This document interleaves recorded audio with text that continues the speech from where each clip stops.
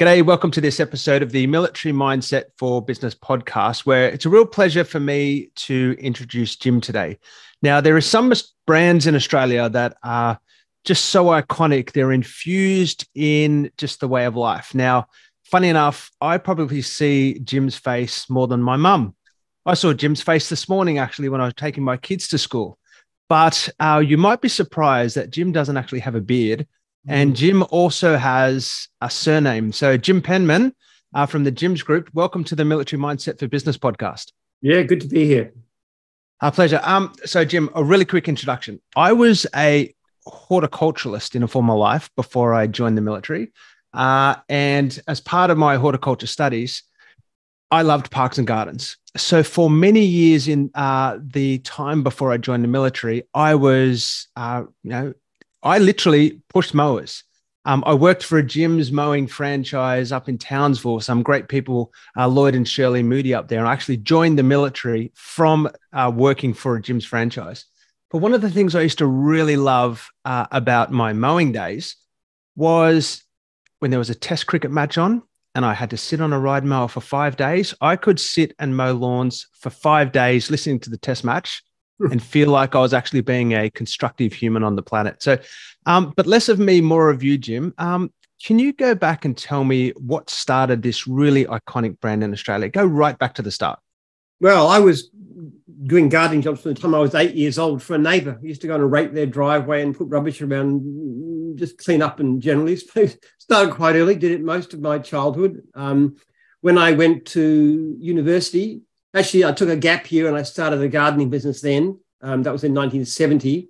And then when I went to university, I did a degree and eventually a PhD in history of all things. And gardening and then lawn mowing was my part-time business, which was great because it was outdoors and it paid pretty well compared with a normal student job. And I love being in nature. I love being outside. I love being physically active. So it suited me really well.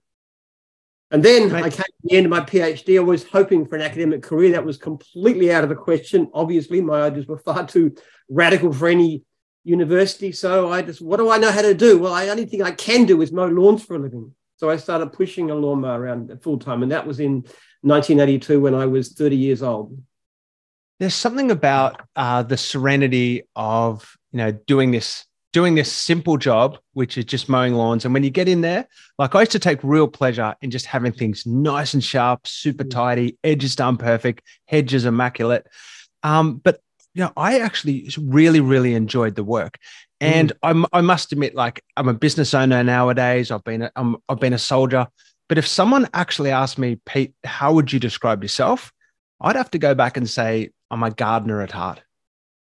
Yeah. Well, interestingly, if you ask me what my hobbies are, one of my hobbies is actually gardening. I don't mow lawns for a living anymore, but I love to go up to my farm and I've got a couple of decent-sized veggie patches and I'm putting in peas and beans and carrots and all kinds of things. And I love doing that. I just love being outside. My fingernails are filthy. You can't see them, but they're really dirty because I'm always in the dirt.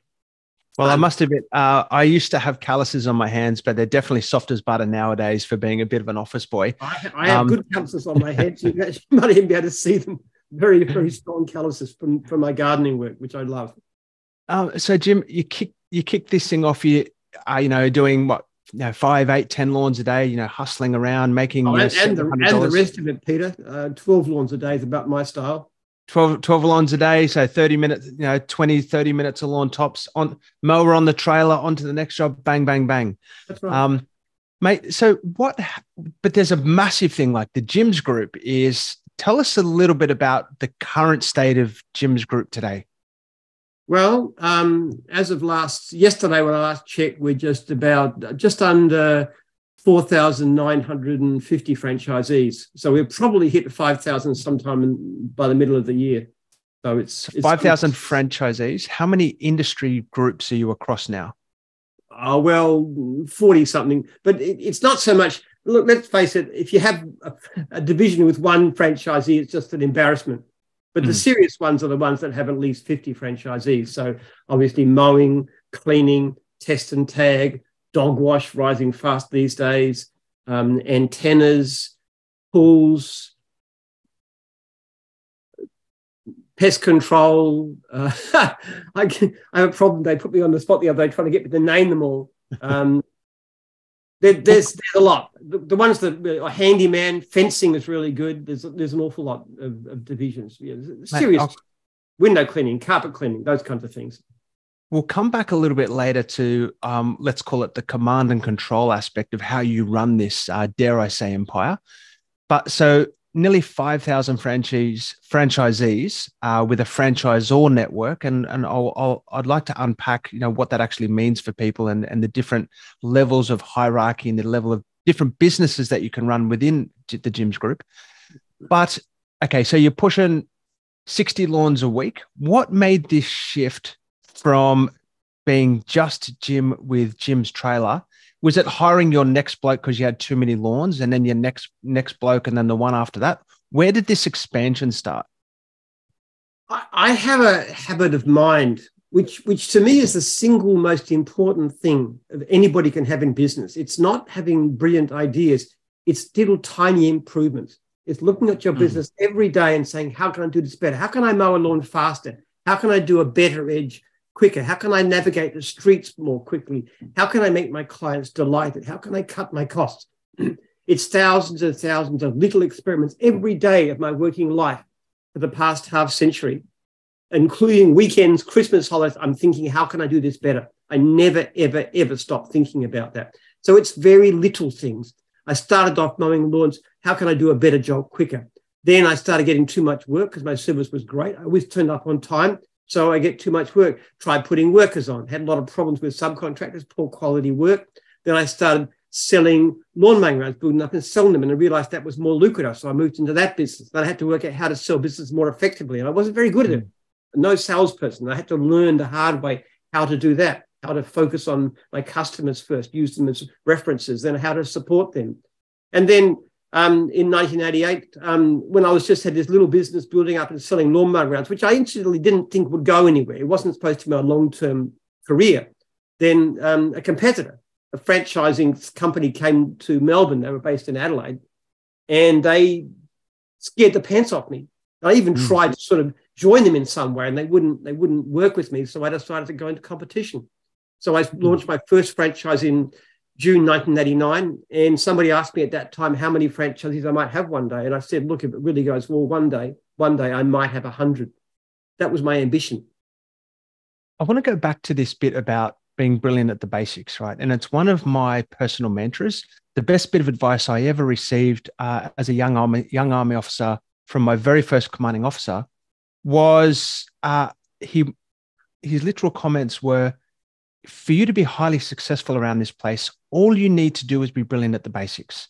You don't need to change the world. Just do the little things amazingly and you'll be highly successful. And it's something that stuck with me. Now, what you might people not realize, the basics are when you're whippersnipping an edge on a piece of concrete, if you hold the whippersnipper at just the right direction and the right angle, it'll actually flick all of those clippings onto the grass. It also flicks them away from the cars. So there's tiny little things like that. And if you hold it at just the right angle, you'd actually walk and whippersnip at almost a half running pace with a perfect edge, flicking all of the grass onto the inside, which saves you those 3 or 4 minutes per job, which gets you that one more mow done per day. Yep, so you're absolutely right. That's exactly how it's done. And it's very possible when you know how to use a brush. I was one of the first contractors in Australia to have a brush cutter. When they first came out back in the 1970s, I saw one in the mower shop, and I was always so frustrated by not being able to do all the edges perfectly around the trees and so forth. I bought it on the spot, had to have it. It was a lot of money, more than a mower. So brush cutting is a fantastic tool because clients do not know how to use these things. They do a terrible job. But when you're a professional, as you say, you can just walk. I used to walk backwards, which was one time I actually walked backwards over a meter high edge. And I can remember my life flashing before my eyes as I went over this thing. But that's how and every step, like, for example, how do you empty a grass bag? I used to think of always, how can I save one step in emptying the grass bag? If I could save one step, every time I empty the grass bag, I would get this much extra time, this much extra work done. It was just constant. How can I do this better? There's no such thing as doing anything perfectly. Every job can be improved. Any relationship can be improved. Everything we can always do better. And it's that quest for, that quest to be master of the detail. Like one of my heroes, a book on my shelf there, Kobe Bryant. He was fastidious in studying the detail, and his excellence came from being masterful at the little things. So I really love it. And what we can see nowadays with the like the standard gym setup, it's a fully developed, refined system, even to the point where it's a really physical job. It's hard yakka if you're in Townsville mowing 12, 15 lawns a day. Even the way the trailer is designed so you can wind them up and tip them out at the tip without having a, back-breaking labor. So we've got to the point where are we? We're in the late 80s. You've got a dream of maybe 100 franchisees. When did the light bulb click that, hey, I'm no longer a lawnmower anymore, but I'm actually a seller of lawn mowing businesses? Well, actually, I hadn't at that stage. I hadn't mowed a lawn professionally for at least 9 months because I was preparing. I had quite a few subbies and so forth, and I was selling lawn mowing rounds at quite a big rate. I was reasonably good at it. It just didn't seem as the light. Look, it's a gradual thing. It wasn't one stage. It's not like the idea struck me and suddenly I'm something different. It's just stage by stage by stage. In the beginning, I was in the office. I was answering a lot of phone calls and doing a lot of admin work. I don't do much of that these days. So you gradually moved on, but there's no simple stage in which everything changes. Just my daily life changes all the time. I do what I do now is different to what I did last year.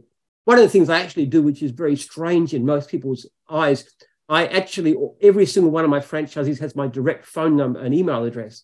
And I write to them, and I sometimes ring people like on anniversaries and try and really keep in contact, because it's a way of picking up problems with the system and also a way of learning to improve. I also handle complaints. If a customer complains, first time it goes to the franchisor to solve it out. Complaints the second time, it comes to me. And I will I had a place this morning where a client complained about a poor job, and she rang up on Monday, didn't get a good response. So I responded to her and to the franchisor, and I said to him, I'm very sorry, what do you think we need to do? How can we make this right? But I also said to the franchisor, copied in the letter, you are in breach of the contract for not responding within 24 hours. You lose your compliance discount for the month. And I actually printed the manual section underneath that of what he'd done wrong. Now, what's going to happen is that client's going to get a partial discount, because from the sound of it, she's got some reasonable justification. So that's what I do. And I do with individual customer complaints. But, an individual franchisee issues all the time. But you know what that does? It gets me to understand what's going wrong and how can we improve it. One of the things I always talk about is the general's mindset, and how generals are able to control large organizations, tens of thousands of people sometimes, with command and control. And one of the things we're looking at is, commanders' critical information requirements or priority information requirements. What are the things that a commander must know as soon as it occurs so they can make decisions on the health of what's going on in their organization? So what's really interesting for me, though, is I want to come into it shortly, but Jim, the brand, the guy on the side of the trailers, is very much Jim Penman, still involved at the coalface of understanding, what is at the core of your business, and it's franchisees and it's customer service. Yes. Are these the building blocks that is, really set the success of the business? Absolutely. Relentless focus on particularly franchisees, Peter. Franchisees most of all. Because, look, we had 220,000 odd unserviced leads last year. And that's with actually cutting back the advertising and even giving back some of the money. So work isn't usually a problem. The reason we focus on customer service is because by focusing on customer service more and more leads come in, and franchises get busy, and franchises can charge more. But our franchisees are a bit short. We just need more franchisees. We're coaching 5,000. Honestly, if we got another 1,000 franchisees tomorrow, we'd have no trouble finding them work in certain divisions like fencing, mowing, dog wash, where there's a massive oversupply of work. And an interesting thing about it is we actually encourage and push our franchisees hard to raise their prices. We spend about 10 times more time telling them to raise their prices than we would actually suggest, and they moderate them if they're not getting too much. So we actually encourage them to charge more, because most franchisees take very little work, and they should take more and they should charge more. For those that are unfamiliar with the Jim's Group and the franchise, well, everyone's going to know the Jim's Group, who you are, but for the actual headquarters and organizational structure within your group, can you just please explain from Jim through to the franchisors, through to the franchisees, just a few what those terms are and how they work within Jim's Group? Okay, the franchisee is this person who's mowing the lawns, washing the dogs, cleaning the cars, whatever. You have a support person, which is a franchisor. Now, in about 1 in 5 cases, that's a manager appointed by us, often local, but somebody who actually rings the franchises regularly, responds to them, runs meetings, helps them with their issues, those kind of things. We have a requirement to ring, ideally every week, but at least every month to see how they're going. You also have a role called a divisional franchisor. For some divisions like cleaning, where that's a separate person, usually it's us. So they actually look after the needs of the division itself. So there's a variety. We've got a couple of 100 franchisors who are out there supporting. You've got a few divisional franchisors, and you've got the head office staff. Gotcha. So, but at the franchisee level, okay, so literally as I was transitioning out of the army, one of the things I actively inquired about was I was good at mowing lawns, and actually I loved doing it. So I actually went into the process of, inquiring whether a Jim's Mowing franchise was right for me. I'd just like to just unpack that moment a little bit about what it takes to be a great franchisee, because small business is not for anybody. And actually, I'll just frame this a little bit more. One of the things, particularly for military veterans coming out, some of the things that we are great at is organization, planning, structure, people, managing, all this kind of things. Some of the things that we are definitely lacking of in our business acumen are sales and marketing, cash flow and accounting, some of those real fundamentals of business. Could we just have a talk about what makes a great franchisee? Okay, there's 2 things that you've said about yourself, which is really important. First of all is that you love gardening, because the thing you should go into is something you enjoy. If you love cars, car cleaning. If you love dogs, dog washing or pet patrol. If you love gardening, mowing is great. Everybody has their preference. That's the first thing. The second thing is your background from our point of view is a very good one, because you are part of a structured organization. And that would include people like bank managers as well. Also Army officers, Army NCOs, who are used to exercising responsibility and decision-making within a structured environment. There are certain people who should never be franchisees, and that's the person who wants to do everything their own way, who wants to rewrite the rules from the beginning. Even if they're brilliant, they cannot work as a franchisee. And to be pretty honest, that would probably apply to me. I'm a complete maverick. I would not be good at doing things in the way, because I've always wanted to change things. So you've got to be a person that's able to work within a structure but take initiative. Now, you've already got most of what we need is character. The other elements of things we can provide, for example, marketing. Now, in most divisions, there are exceptions like IT and bookkeeping where they need to do some marketing. In most divisions, the marketing is done for you. What you need to do is follow up leads properly. So in other words, when you get a lead, your responsibility, bring the client back as soon as you possibly can, ideally within minutes, maximum 2 hours, and make an appointment. If you don't get through, you've got to text the client. That's part of the process. When you make an appointment, at least 2 hours, never less than that, because you can't be there on time. If you can't make it, let the client know in plenty of time. If you can't get through, you text. When you get there, you go. You're in full uniform. You have a signed vehicle, impresses the client. You approach them. You give them a quote, which is on a proper process, because it's on a form, on proper stationery. If you email if you're going to send them a quote later, then you let them know when you're going to send it. You email it, you back it up with a text, because emails go astray. At any time, if you can't get through to the client, you text. If you turn up and they're not there, you phone, you text. So there's a whole set of processes that will teach you how to approach your client. Now, once you've done that, we'll also teach you how to upsell. We'll teach you the questions to ask. We'll teach you how to get referrals. There are phrases that you use. For example, you want to get a referral, here's how you do it. You finish the job, you go to the client, you say, here's my business card. Now, that's a reasonable thing to offer. And then you say, and here's a couple of extra in case you know anybody who needs work done. Now, you don't ask the direct question, because that invites the person feeling pressured. You could get rejected. You put it like that. You want to upsell, which is a big skill. We'll teach you how to do that. What you do is you do this. You say, look, your lawn's looking great. If there's anything else you ever want done, if you want your rubbish removed, your gutters cleared, your garden's blowing over, happy to help.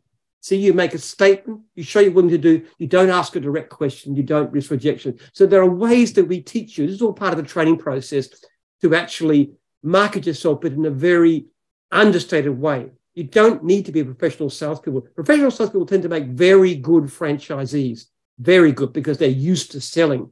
But you don't need that skill. When it comes to bookkeeping, a lot of divisions, we actually give you 3 months worth of free bookkeeping as part of the package. If not, Jim's Bookkeeping is a strongly recommended business that will know how to help you with what you do. You have any issues, you talk to your franchisor who will be ringing you regularly. So it's a whole coaching process to set you up in business. And it's a very simple thing that you can look at why you franchise them. And there's one statistic that's worth looking at. If you go into a gardening or a cleaning business as an independent, your chance of being still in business at the end of 12 months is between 5 and 10%. Now, you can look this up on the internet. It's out there. Your chance, if you join Jim's, of being in business at the end of the first year is 88%. Mm.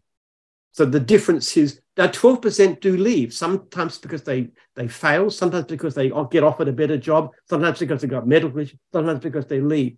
But that's the difference between leads. It's between upfront training, which is a fairly tough course, and then you get ongoing support, and then you usually get lots of leads. And we also have a system called pay for work guarantee. If you don't get enough work, you can do freebies and we'll pay you for doing them, which is a great way to build the business. One of the things I'm always fascinated in business, and it's a reflection of my army career, is control, right? Control, and by control, I don't mean, and again, nothing so dominating or, toxic masculinity, but I just mean control in terms of structure and process, so that things are comfortable and in a state of ease and flow. And the way that we get control in a business is consistency plus visibility. Now, this consistency word seems to be the essence of what Jim's is about. Number one is you're fastidiously focusing on attention to detail and being brilliant at the basics. But number two, consistency is ultimately let's capture excellence and repeat it until we can learn. Now, the Jim's model has, 1989 to 23, what are we? Got about 35 odd years of constant learning, capture excellence, tweak and adjust, so that you have a really refined and defined set of procedures and structures on what makes a great business. And we're always improving them too. We're never satisfied. We learn new things all the time. We're learning a lot lately. One of the things we've most learned lately is how to build a major business. We've got some people who are very, very effective at putting on workers and having teams of workers. In fact, part of our training process now, we have one guy called Dan Carl, who is fantastic at that. He built a business. This is a high school dropout, learned good stuff through McDonald's. Again, structured environment, management there, similar kind of thing. As a franchisee, he was turning over just under $1 million a year. And his rating was 5.0, one of the best customer service rating there was. Now he's off the tools. He's now a franchisor. He's a trainer, but he teaches people how to do that. We had a whole day recently where we actually invited in the best operators, said, this is how you build these great businesses. And we had some of these successful people talking about this. Now, the people he trains directly as a franchisor actually tend to make very, very good money. It's interesting you say that because, okay, if I'm just doing some quick sums in my head, if I'm doing, let's say 10, 15 lawns a day, 5 days a week, sometimes 5.5, maybe, as a sole business owner, just me on the truck and the trailer myself, I might be ticking over 100, a bit more, a bit less, something like that. Fairly decent coin for being your own boss and, in charge of your own destiny. But it's not just about that. There is some scalability in this model here because you mentioned it before about pricing. One of the things that I really believe people want in business today is just do what you're going to say. Turn up when you're going to say, particularly in the commercial space, because my experience with gyms, it wasn't just domestic residential work. A large part of it was commercial work. And commercial people just want you to be consistent. The price is not necessarily their driving factor. Do the job for me, a great job, when you're going to say do it, and take that worry away from me. I'd say with everybody, Peter, domestic just as much as commercial, it's all about service. People on the whole don't mind paying more. Look, we say to people quite bluntly about this. I had somebody write to me. He said, I want to get some lawn mowing done, clean up. I'm really short of money, I don't want to be ripped off. And I said, listen, if you want a cheap price, high pages. You go to high pages, you get 5 different quotes, you get the cheapest, won't necessarily be a great job, but it's the way to get the cheapest job. Come to us if you want great service, great looking job, you want reliability, you want police checks, you want somebody behind you. We're not going to be the cheapest. We will never be the cheapest. It's all about great service. We are not cheap as chips. We are the other end of the market. We are the quality service, the quality price. One of the things that we love in our little home life here is we call it Merv Day because we've got a great cleaner called Merv. And the little bit of joy that my wife gets when she walks into the house, because we've got little kids and the house is always, craziness. The little bit of joy she gets every week, every fortnight when she walks into the house after Merv left is really, it's about understanding the highest value of your time as well. One of the things I always come back to in military mindset is delegate to elevate. So, when you've got services like Jim that can give you that feeling of the house being spotless, of the car being done perfectly, of the yard being done immaculately, and being able to elevate that time to focus on, what you're great at, is really important. But in terms of the delegate to elevate piece, I'd like to just explore how you did that.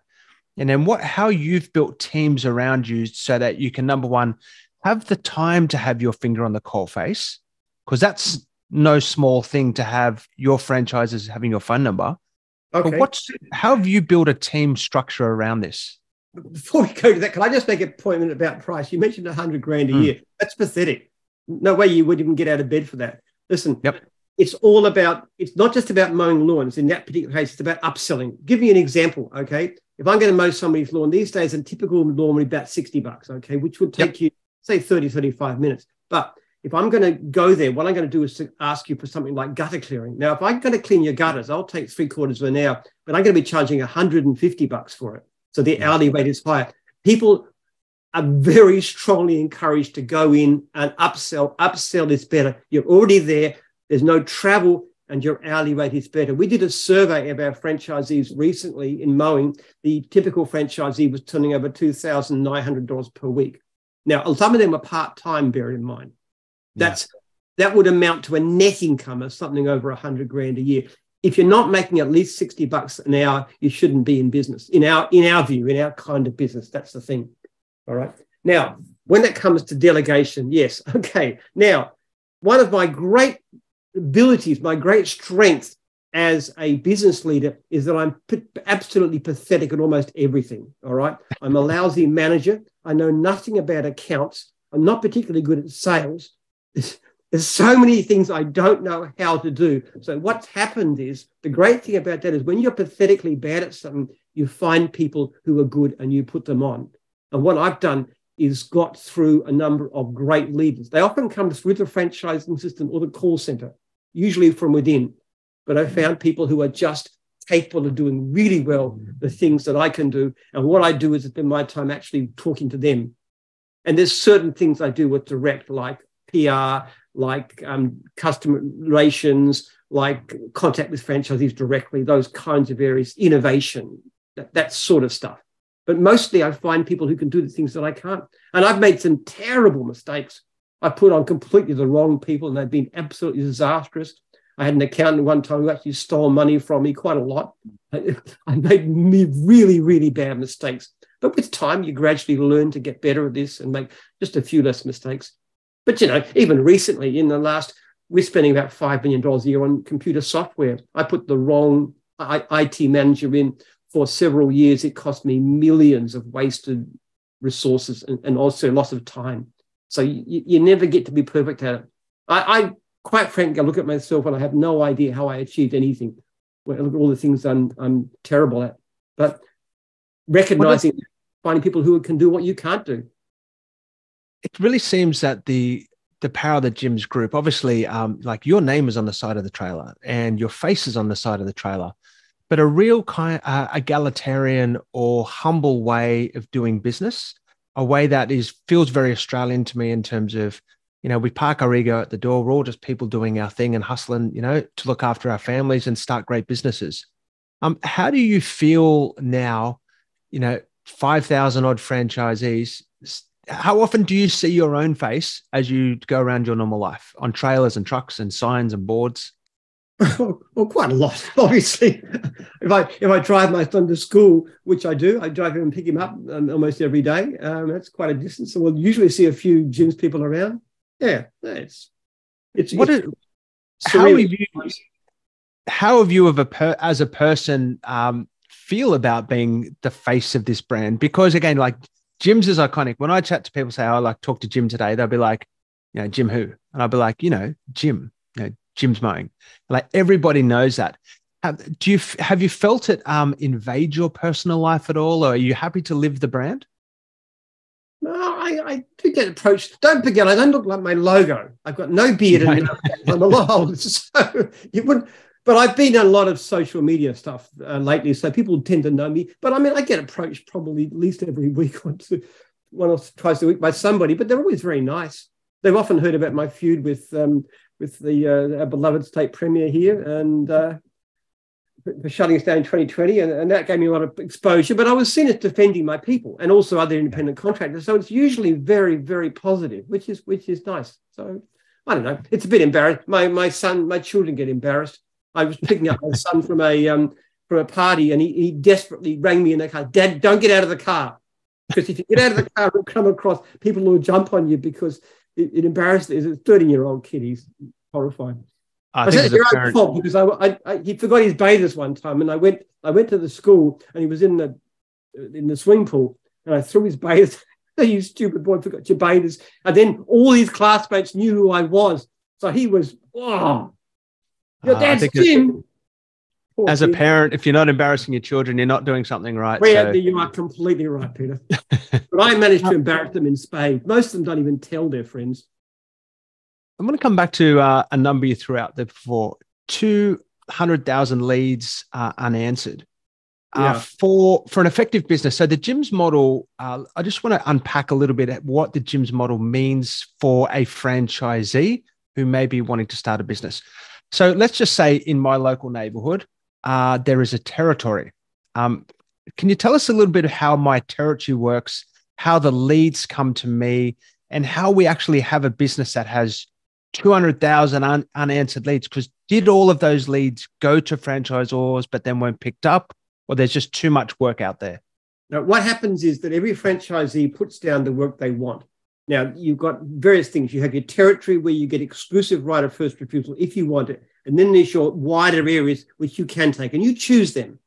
And you can also choose which services you want. For example, you might be a mower. You don't want to do double-story gutters, but single stories are okay. So you choose. Don't want to do rubbish, don't want to do pruning. So you choose what you want. So it's a service code. Now, what happens is the system comes in, when a job comes into the system, either online or through the call center, you put the details in, and then it would check who's available, taking work today at this time in that area, doing that service. If there's nobody available, you apologize to the client. So, look, I'm very sorry, we've got nobody available. That's a very common thing to do. If there is somebody available, you allocate it to the franchisee. And there's a system of priority, like the territory holder gets first go, then it's anybody else in the same regional franchise, then it's anybody else in the division, and people from other divisions can choose it sometimes too. So there's this whole, and then we look at who's closest and who's had the fewest jobs in the last 3 days. So there's various mechanisms. It's all computerized heavily. So we know exactly what each franchisee wants. We give them exactly the work they want, where they want it, how much they want. Well, they don't always get everything they want, but usually they do. And then we just allocate it accordingly. And then they're responsible for looking after their client. And after 10 days, we'll actually survey the client and ask them about the response. If they didn't get back to the client, they're in trouble. So a normal career path as a franchise may be like go and inquire.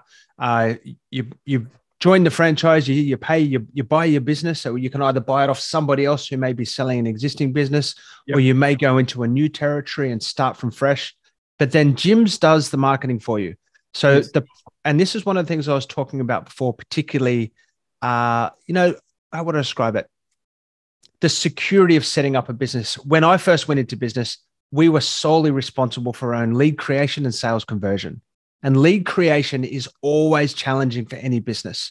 You basically solve that problem for them by saying, right, When the phone rings, if it's your territory, you get the lead. You get exclusive rights and first right to refusal to that lead.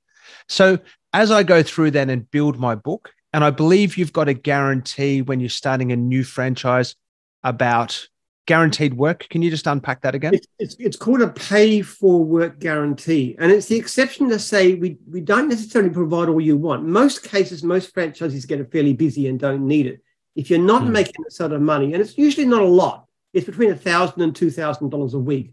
We say, if you don't make that much money, what you do is you offer free services. For example, if you're a dog wash person, you can, anybody you know, any friends, any neighbors, any relatives, any gyms, franchise from other divisions, you can offer it to them.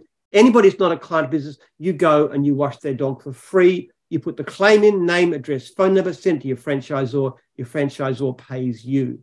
The reason that's effective rather than an income guarantee as such is because when you do that, you'll pick up work because the people you do freebies for will get you back. You've done a good job with the dog, with the lawn, with the cleaning, with the windows, and they'll want you back and they'll want extra work done. They'll often become regular. They'll refer you, whatever. You're seeing the street once you're out there. So what we find is that anybody who does that consistently will always succeed. I've never had a franchisee fail for lack of work if they follow that practice. I have had people fail who don't want to do it, who want to sit back and say, I'll only take leads from the office. I don't want to offer freebies. That's a pretty amazing statistic. Never had a failure over several thousand, many thousands of attempts here. Yeah. So, not that I know of, Peter. I haven't heard of it. But I know many who fail who don't do that. So if I'm aspirational and I'm keen to grow a business, I get my business, I get my trailer, I get my car, and I'm on my way. Then gradually I fill my own book. I fill my own week. Then the next step might be to get me an offsider. And all of a sudden I'm probably can do 50% more jobs in a week because I've got somebody else helping me. But then at that point, you can sort of turn it off and turn it on wherever you're happy. So if that's enough for me, like I'm happy to have a $200,000 business with an offsider that I'm paying well, whatever the numbers are, I can sit and settle there. And that's where I turn my leads off. I'm like, thanks, Jim. We don't need any more leads coming in. However, if I'm aspirational and I want to grow, I can go put that second vehicle on. I can put that third vehicle on. I can keep that lead source, flowing, and I can just continue to grow businesses. And this is the way that we can have a humble little, lawn mowing franchise or any kind of Jim's Group franchise kicking over $1 million a year. Yeah, and some of them do a lot more than that too. It's great too because if you put a worker on, you turn the tap on. You say more leads. If the worker's sick or off, you turn it off. You don't take less leads. I would say though, Peter, one thing I strongly emphasize to everybody is at least take your territory. In the beginning, most work comes outside your territory. The ideal is even if you're flat out, take your territory. You might only get a job every month, but that job is a regular in the same street as another regular or next door to it. And you keep on doing that. And what you do then is you start to get rid of the outlying clients that aren't so lucrative for you. And you can do it in various ways. One of the best ways to do it is by a split. So you hive off a number of clients, maybe by yourself or conjunction with somebody else, and that becomes a business that a new person can buy. And then you pocket $20,000, which means you pay your fees for the next 3 years. That's the ideal way to do it. But constantly more and more leads, sell off your existing regular customers if you've got them, and make your run more and more condensed and more lucrative. Okay, I just want to explore that again. So a split. So if I've got, let's just say 100 lawns on my run, 100 lawns is that capacity. I can then say, look, 25 of my lawns, they're every fortnight, they're scheduled. It's programmed maintenance. I'm going to sell those 25 to a new franchisee or to somebody else. And I literally get to pocket the cash for it. Yeah, well, there's commission that's paid. You've got to buy extra territory rights, which probably cost you about $4,000, and you also there's 20% resale fee.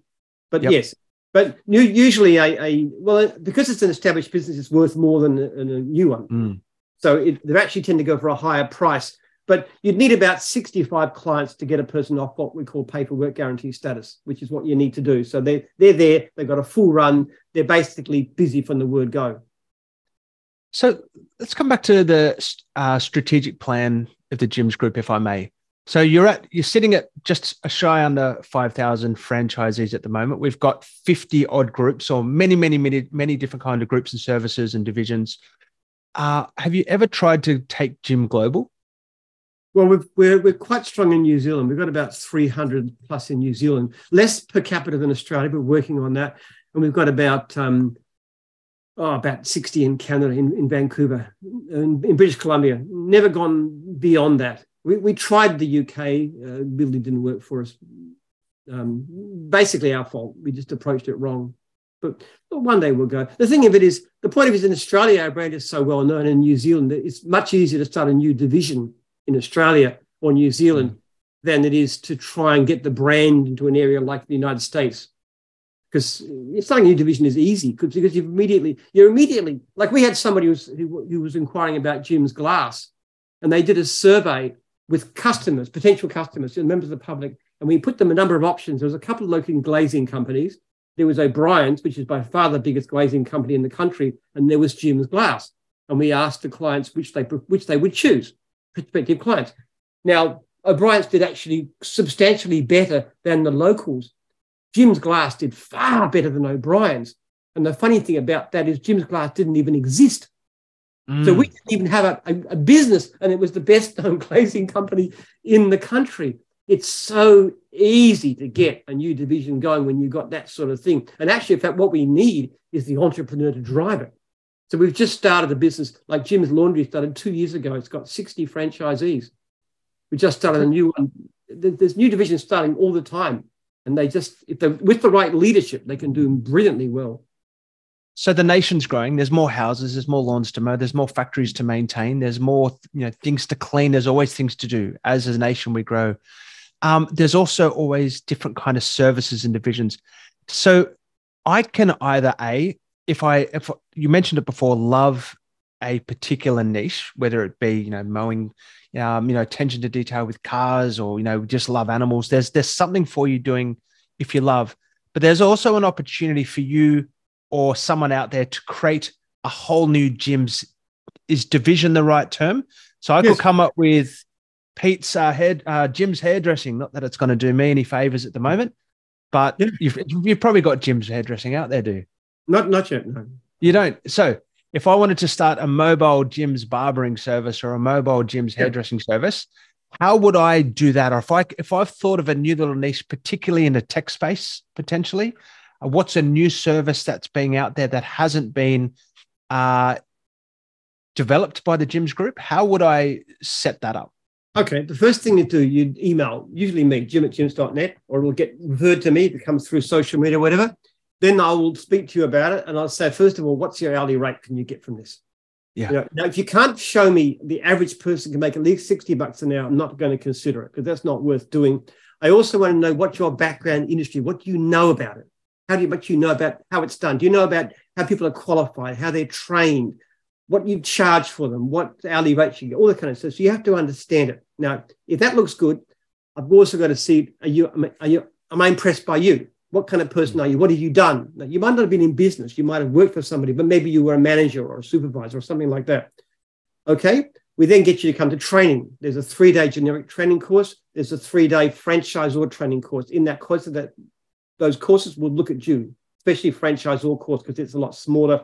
We'll check you out. We'll look at you. If you don't do well, you'll fail. You won't get one.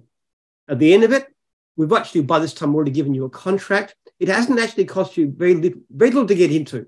Basically, all you've got to do is to cover setting up your website, and you've got to pay some ongoing fees, which is 6 months fees in advance, probably about $30,000, $25,000, $30,000, something like that. So there's a little bit of money up front. Then you've got to set up. Then you've got to start perhaps doing the work yourself. You've got to start recruiting franchisees as fast as you can. Now, your aim is to have 30 franchisees within 3 years. Until that time, it's a rental. You don't own it. You get the income from it. You don't own it. As soon as you've hit 30, we grant it to you because you've proven yourself. That's the process. In that, we actually give you ongoing support. As a franchisor, you'll also have a support system. There'll be a meeting that you'll come into regularly every month where we talk with other people about how to do it. Somebody will be ringing you and talking to you about your issues. And it's not just the leverage about from the support you get, it's the leverage of the supporting brands, the supporting brands in the Jim's group that just continue to put, your brand position out there. I'm just interested a little bit between the B2C versus B2B breakup of the Jim's group. How much of what you're doing, like, for example, the services are B2C, like the mowing kinds of thing, versus the bookkeeping that are B2B from a business perspective? Are you very much still heavily weighted B2C, or are there B2B opportunities out there? Divisions like bookkeeping and IT are very difficult because it's a lot more expensive to get leads. The more manual it is, things like gardening, fencing, dog wash, cleaning, the easier it is to find leads. If it's more cerebral desk work, it's a lot more expensive. Just as an example, our average, one of the most important statistics in terms of success, which we do through an annual survey, is we ask franchisees, how would you describe your income? Good, satisfactory, poor. We don't ask the amount. We just want to rate them that way. Now, on average, a bit over half would be good, about 8% poor. But that's wildly different between divisions. For example, I just checked with IT and they're 48% poor because it's a lot harder to get an IT business off the ground. Other divisions, it's like 4% poor income. And that's really, really because there's so much work. Like if you're in fencing, the work's coming out your ears. It's just, we've got about 60% unserviced. So there's nowhere in the world that you should make more money out of fencing. So it depends on the division. The bigger divisions are the ones that with masses of work, like mowing and dog wash and those ones. I caught a train from Melbourne City to the Avalon Air Show 2 weeks ago, and the amount of new housing that is going up, I don't know Melbourne well, along that train line was just gobsmacking. The amount of, literally just the amount of fencing that could be going up there, kilometers and kilometers and kilometers of stuff, they just one after the other. One thing people don't realize, Peter, is that actually we don't even control most of the market. We could be treble the size. Even mowing, we're only a fraction of the market. We look like we're everywhere, but you don't see the independents because nobody notices them. We could be massively bigger than we are. We could have 20,000 franchisees instead of 5,000, and we still couldn't cope with the work. It's just boggling out there because, again, the nation grows. There's always more work to do out there, and as people get busier, we need to be able to delegate, to elevate. We need people to help us, lift the value of our time. In my personal business, Trust the Process, we always focus on three key things: systemize, automate, delegate. Systemize is great process. And we can see with the Jim's group that you've got 30 years of fastidious attention to detail about how to create good process, capture excellence and repeat. Automate is all about great tech platforms. Can you share with us how, your IT and technology is really supporting the local franchisee? How is that empowering their business? Well, a lot of it's got to do with the way we direct leads to them. And there's lots of different ways to do it. For example, the way we treat previous customers that come through, they can choose that. The kind of information we give them. One of the things they can opt for example, is unserviced leads in their region. That'll tell them, is there an area just beyond the border that I could take leads on? I like certain kinds of leads that are going unserviced that I could do. See, we had one guy notice, for example, a lot of gutter clearing. Gutter clearing is very lucrative. So he just started to make a business just focusing on gutters. He doesn't take anything else, only gutter clearing, because that way he can make himself, $1,000 a day, and it's not hard work. So there's a lot of systems to do with that. There's systems to do with the, obviously, customer service, because the level of customer service you give is a very good predictor of how well you'll do. For example, if you are a really top-rated franchisee, your chance of reporting poor income is about 1/8 of that as somebody who's in the bottom category. So it's hugely important for us to help them. Even a complaint, nobody loves a complaint or a bad survey, but if you can teaches you how not to do that thing in future, you're going to do better because you'll convert leads into jobs and ongoing income. And then there's the software for franchisees. Now, I have to say at the moment, it's not particularly brilliant, but we have a system being rewritten completely, a system called Jim's Jobs that should be ready by August, and that will be fantastically helpful in all kinds of ways. It will make it much, much easier to look after clients. It'll do things like, we hope, book jobs directly from the client into their diary because it'll know where they are. It'll reduce the level of complaints. It'll remind them to do things. It'll send out automatic texts. It'll chase debts. It'll do all kinds of things that are way beyond present. We have spent probably $30 million on software development over the years. And that is a huge key to success these days. Systemize good process, automate the right platforms, delegate the right people. One of the things that we're really passionate about when we, work with business owners is how do we keep people in the relationship and revenue space and strip administration out of the business, because relationships and revenues are the dollar generating activities. Jim's has got a back end support, particularly doing this lead generation part of it. That's a big part of the administrative role in the business that Jim's looks after the local franchisees. Where do you see the best business owners, the best franchisees in having that administrative support to be able to keep their team focused on relationship and revenues? Do you see any correlations there? Look, the hardest thing about growing the business is actually, it's not leads, it's people, it's finding staff, finding good staff and supervising. That's the issue. Effectively, anybody could, in more or less any division, could build a major business. And most franchisees don't have a second vehicle. Quite a few of them have offsiders, but have a second vehicle is really challenging to maintain your quality of service there.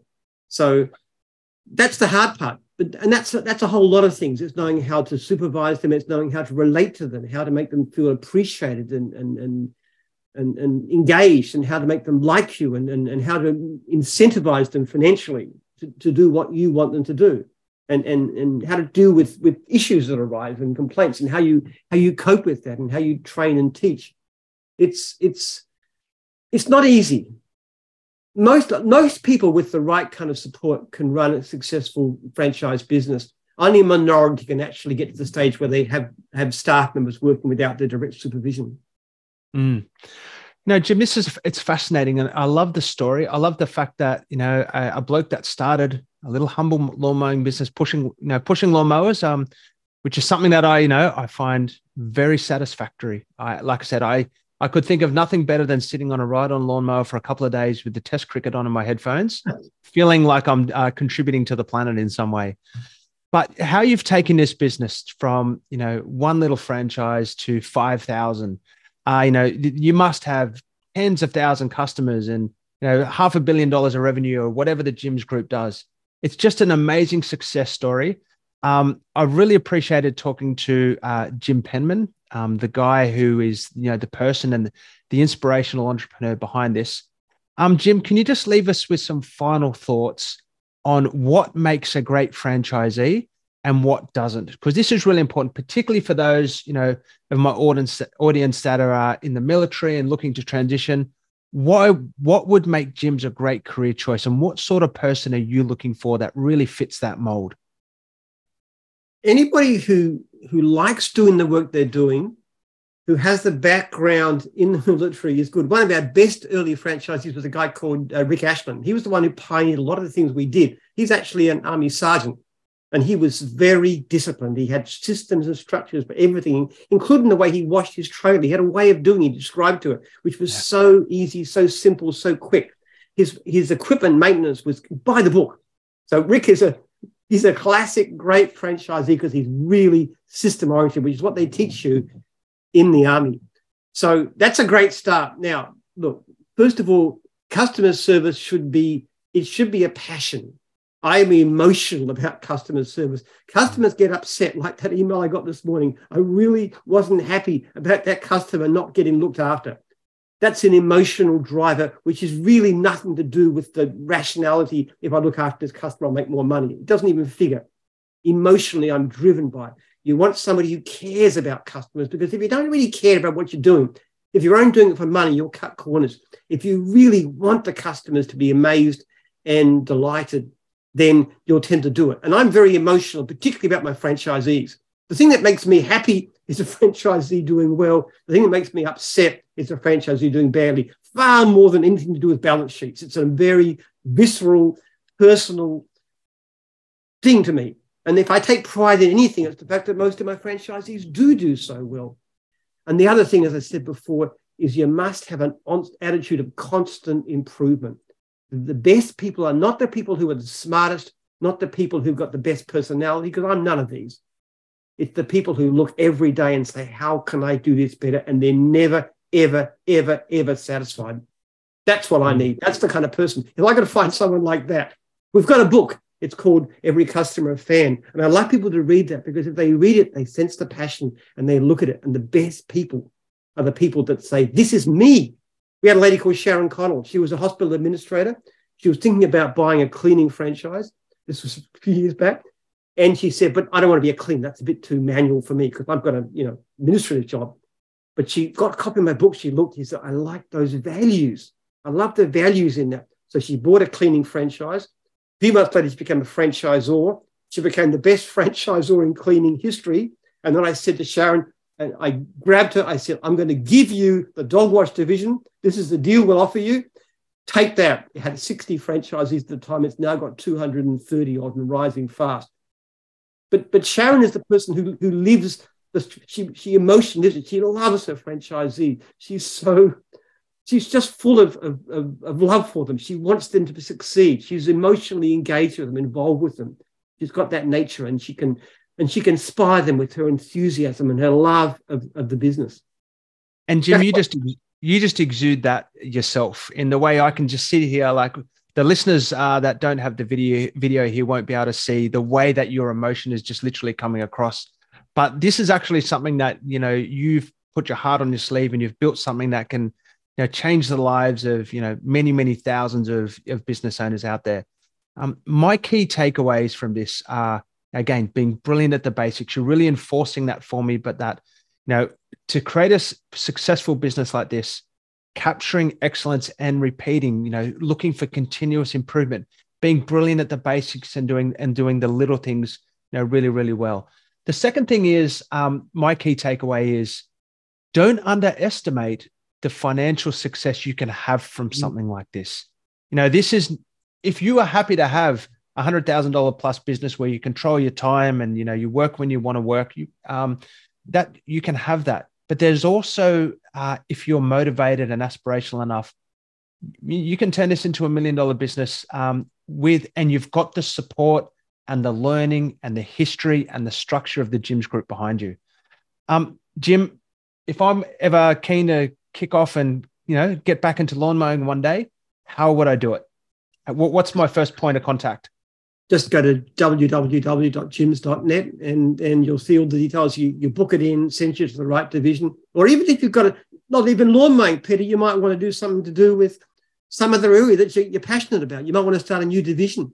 It's actually look amazing. We had a guy who was actually Mr. Antennas, and he was given more than half his income, and he came to us, basically started up Jim's Antennas, which we didn't have at that stage. He later sold the business for just under $3 million and then went back and bought Mr. Antennas and a whole lot of other businesses. He's a multi-millionaire. So it could be a new division we never even thought of. Have a think. The reason I was asking about B2B before is with Trusted Process, we do process improvement in businesses. We implement CRMs into businesses, customer relationship management tools, and we do digital transformation and digital marketing. And we've also got quite a large outsourcing agency where we find the best people in the world to do the best job at the best price. So I was instantly thinking, Jim's business coaching. Jim's business coaching. Should I do that, or could I also do maybe like Jim's business development? Jim's virtual assistants, mate. Believe me, the wheels were ticking over. Yeah, absolutely. And it's just people come with an idea. I had somebody approach me just about 6 weeks ago. They said Jim's Beauty, which is to do with things like nails and stuff. Did the questions. Actually, a successful franchisor already. Now about to launch. Who knows? Now, Jim, we can't have I see Jim's Beauty needing maybe some long lashes on the icon on the side of the maybe Fiat 500, running around. I don't really see it being a truck and a trailer. No, wouldn't. You'd actually have a vehicle. You'd actually have your family sedan, and you'd sign it. You'd wrap it. They do great wrappings these days, so your vehicle looks like a great business. Now you wouldn't have a trailer. Be cheap to get into. A lot of people. This person who's doing it has got a lot of contacts, mostly Asian ladies. It's a very, you can run it flexibly from home. Our fastest growing businesses, they're all things like dog wash and cleaning, which are female friendly, laundry, female friendly, suits a woman who can work part-time, see her kids, pick up her kids from school, work from home to some extent. Those kinds of businesses are doing really, they're the fastest growing ones we've got. Yeah. And what a great thing to do, to be able to empower female entrepreneurship, getting their own businesses going, and creating, I'm all for that. Jim, it's a real pleasure. You wouldn't remember, but the first time I met you, I was literally pushing lawnmowers up there in Townsville, and you swung by, and I've got your book on the shelf, back there.